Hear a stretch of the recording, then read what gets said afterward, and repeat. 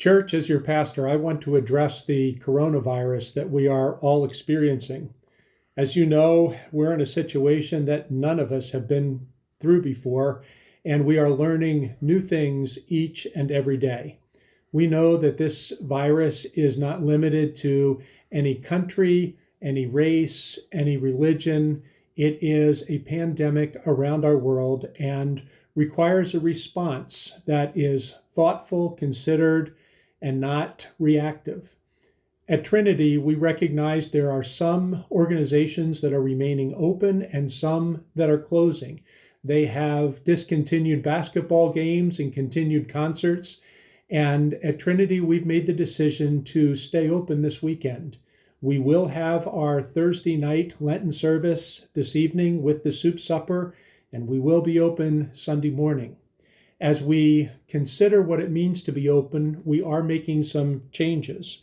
We will continue our practice of not shaking hands, but limiting ourselves to a smile, a hello, or maybe an elbow bump. We will have plenty of hand sanitizer available. We will not be passing around our welcome folders. Rather, we will have tear-off sheets in the bulletin. We will not pass the offering plate. We will have its offering plate stationed in several places so that you can take your offering and place it in yourself.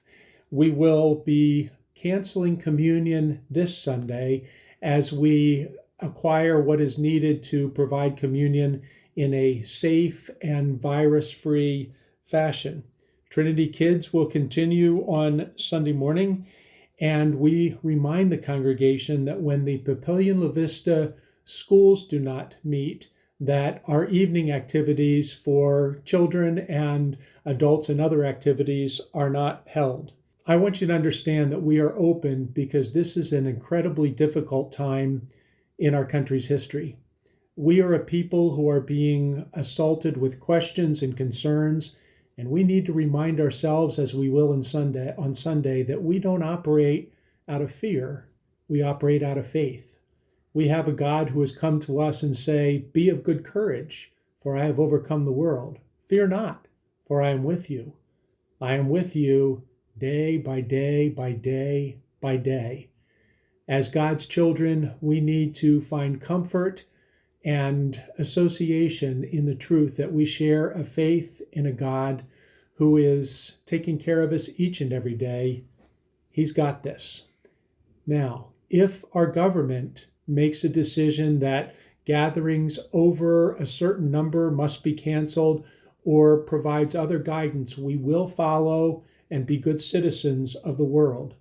But as we continue this process, we continue to be a people of hope. Christians have a great opportunity today to be exactly who we're called to be, to operate out of faith and not fear, to live in a world where we see the opportunity of the distinctiveness of our faith. If we are required to close by a governmental decision, we will certainly comply without question.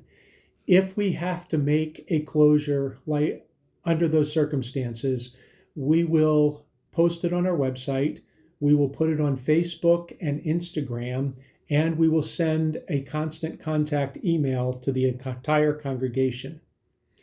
During this time, we as Christians will operate out of faith and not fear. We will act and not react. We recognize that there is a crisis around us, and this can be the Christian church's finest hour.